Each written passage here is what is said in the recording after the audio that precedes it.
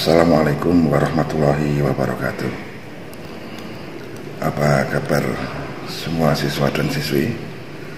Semoga senantiasa dalam keadaan sehat walafiat dan selalu dalam lindungan Allah Subhanahu wa taala. Baik. Untuk materi pada kesempatan hari ini kita akan belajar tentang masalah najis, baik secara definisi atau pengertiannya, yang kedua tentang klasifikasinya, yang ketiga tentang cara menghilangkannya, serta yang terakhir adalah hikmah daripada suci dari najis itu sendiri.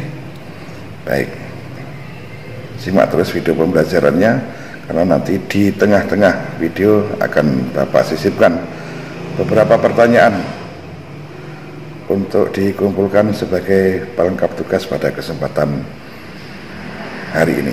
Terima kasih. Yang pertama adalah definisi atau pengertian najis. Najis secara bahasa adalah sesuatu yang kotor atau mungkin menjijikkan. Tapi pengertian najis secara istilah atau terminologi adalah sesuatu yang dapat menghalangi keabsahan sholat dan harus dihilangkan, baik dari badan, pakaian, atau tempat orang yang hendak melaksanakan ibadah, contohnya sholat.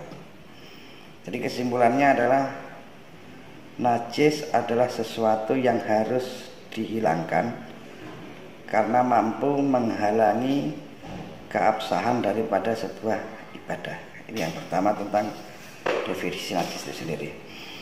Terus yang kedua adalah tentang masalah klasifikasi atau pembagian dari najis.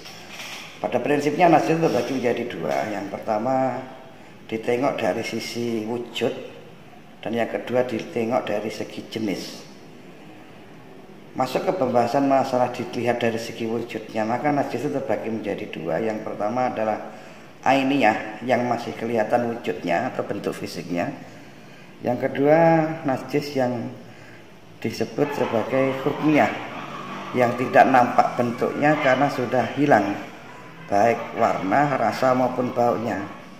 Contohnya adalah air kencing yang sudah kering, atau bekas minuman keras yang nempel di atas permukaan pisau kemudian menjadi kering.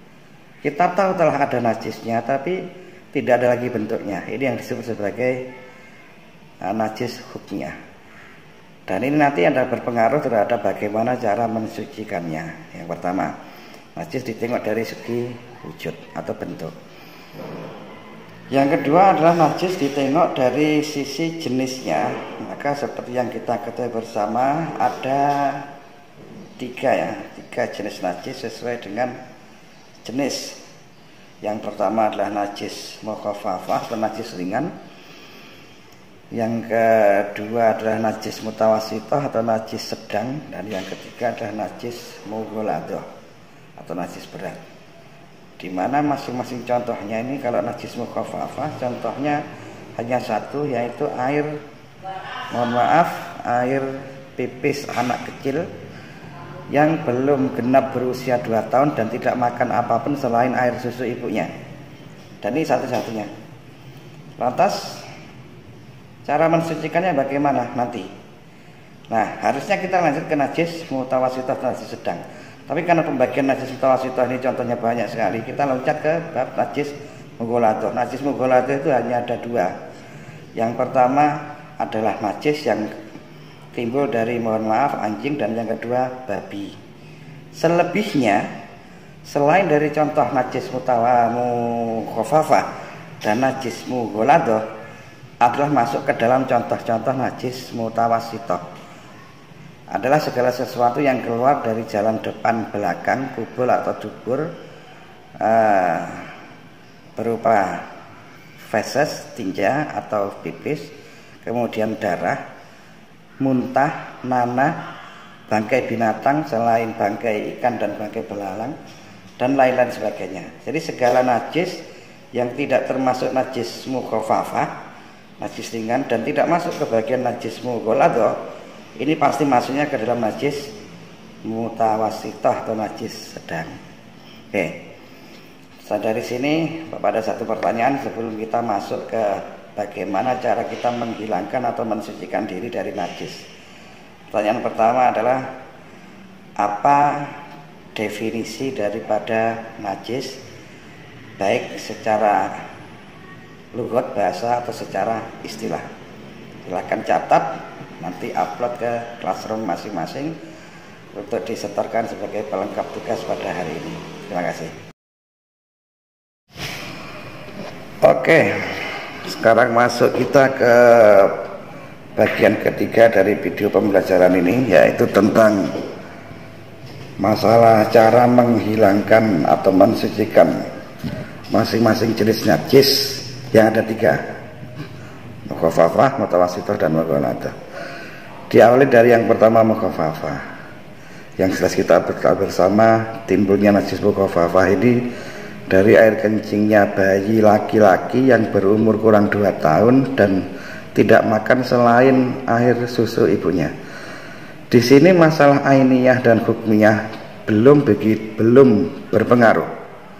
Artinya, apakah itu najis mukhafafahnya ainiyah, nampak basah gitu karena bekas pipis ya, atau sudah menjadi hukmiyah, sudah kering, tidak ada bedanya. Tapi ini khusus di permasalahan najis mukhafafah. Bab wujud ainiyah ataupun hukmiyah ini tidak menjadi soal. Nah, cara mensucikannya bagaimana? Hanya sekedar dipercikkan air ke tempat yang terkena najis. Ingat, hanya dipercikkan. Dipercikkan air tidak sampai harus mengalir. Meskipun mengalir itu lebih bagus. Yang penting ada rawus itu basah-basah dari air suci yang kita percikkan ke tempat yang terkena najis. Itu sudah menjadikan tempat yang kena najis mukhafafah menjadi suci, baik ainiyah maupun hukmiyah. Ingat, ainiyah ataupun hukmiyah dalam najis mukhafafah tidak ada bedanya. Nah, yang kedua, mensucikan najis mutawassithah. Di sini baru wujud ainiyah dan hukmiyah memulai ada peran, ada perbedaan cara mensucikannya. Kalau yang terkena najis mutawassithah itu adalah najis mutawassithah ainiyah, masih ada bentuknya, ibarat terkena percikan air kencing, maka air kencingnya itu masih basah, atau terkena, mohon maaf, sedikit tinja atau kotoran binatang atau kotoran manusia mungkin, maka cara yang harus dikerjakan kalau kita tidak menghilangkan ainiyahnya dulu adalah dengan cara membasuhkan air, mengguyurkan air ke tempat yang terkena najis sampai betul-betul hilang sifat-sifat daripada najis itu sendiri. Di mana sifat najis itu ada 3, yaitu warna, rasa, dan bau. Jadi setelah hilang bentuknya, pastikan di sana hilang warna, rasa, dan bau. Baru tempat yang terkena najis menjadi suci. Ini cara pertama. Cara yang kedua, dan ini relatif lebih simpel, lebih gampang, adalah ketika kita menjumpai najis ainiyah, najis mutawassithah ainiyah, contohnya yang sering terjadi di lantai rumah kita atau bahkan di lantai masjid. Kita jumpa di sana tai tikus atau tai ayam, mungkin kotoran ayam. Kalau langsung kita guyur, mungkin tempat yang terkena najis tadi suci, tapi kita perlu berpikir najis itu ke bawah air kemana-mana, sehingga otomatis segala tempat yang terkena air itu menjadi najis. Nah, ini masalah. Sehingga cara yang terbaik ketika kita menjumpai kondisi seperti itu, jangan langsung diguyur. Hilangkan dulu bentuk ainiyah atau wujud fisiknya. Dengan apa? Ambil tisu, terus kopek atau keringkan. Yang penting najisnya itu menjadi hilang dan dari ainiyah menjadi hukmiyah. Bisa tisu, kalau ternyata sudah kering ya carilah di sana cutter atau pisau kerik, baru kemudian disapu, dibersihkan. Tapi ingat, tandai tempat yang terkena najis tadi. Baru setelah itu kita guyur dengan sedikit air, maka insya Allah ini sudah menjadikan tempat yang terkena najis mutawassithah ainiyah menjadi suci. Jadi ada perbedaan ketika mensucikan najis mutawassithah. Kalau ainiyah langsung diguyur, maka harus dengan guyuran yang sampai bisa menghilangkan warna, rasa, dan bau atau sifat daripada najis tersebut. Tapi kalau kita hilangkan menjadi ainiyah, dari ainiyahnya itu kita hilangkan menjadi najis hukmiyah, maka caranya hanya sebatas mengguyurkan air ke tempat yang terkena najis. Begitu juga nanti ketika kita membasuh atau mensucikan najis mughaladzah atau najis berat, harus dibasuh 7 kali basuhan yang salah satunya pakai debu, dicampur dengan memakai debu. Maka ingat, basuhan pertama itu untuk menghilangkan najisnya, menghilangkan najis dari sifat-sifatnya, warna, rasa ataupun bau. Seterpaksanya najis itu lengket sehingga diguyur 3 kali, baunya mungkin karena sudah terlalu busuk, jadi 3 kali tidak bisa menghilangkan baunya, harus digosok-gosok, maka gosok itu. Dan berapa kali basuhan untuk menghilangkan warna, rasa ataupun bau itu baru dihitung 1 dalam kasus pensucian najis mughaladzah. Baru setelah dia bersih diulang lagi 6 kali, yang salah satunya dipakai dengan menggunakan debu. Maka cara yang paling simpel adalah tetap menjadikan najis ainiyah itu menjadi najis hukmiyah, baik itu najis mutawasithah ataupun najis mughaladzah. Kalau sudah demikian tinggal kita eksekusi. Kalau najis itu najis mutawasithah tinggal sekali bayur, sekali basuh, selesai. Kalau najis mughaladzah tinggal 6 kali, salahnya pakai debu. Nah, bab yang keempat sekarang ada terakhir tentang masalah hikmah daripada suci badan atau mensucikan diri dari najis. Yang pertama adalah menjaga kesehatan jasmani, yang kedua menjaga kesehatan rohani. Karena pada prinsipnya najis itu sesuatu yang kotor atau menjijikkan.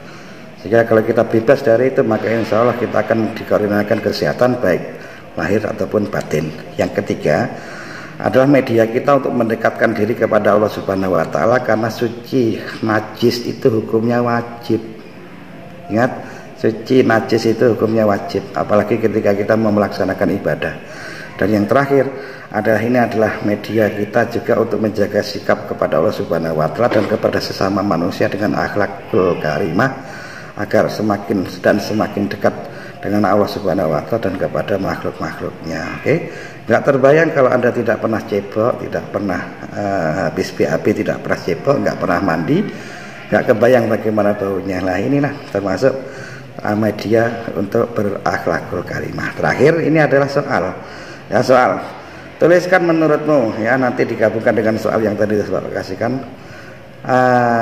Bagaimana menurutmu cara mensucikan najis mutawasithah yang ada di baju?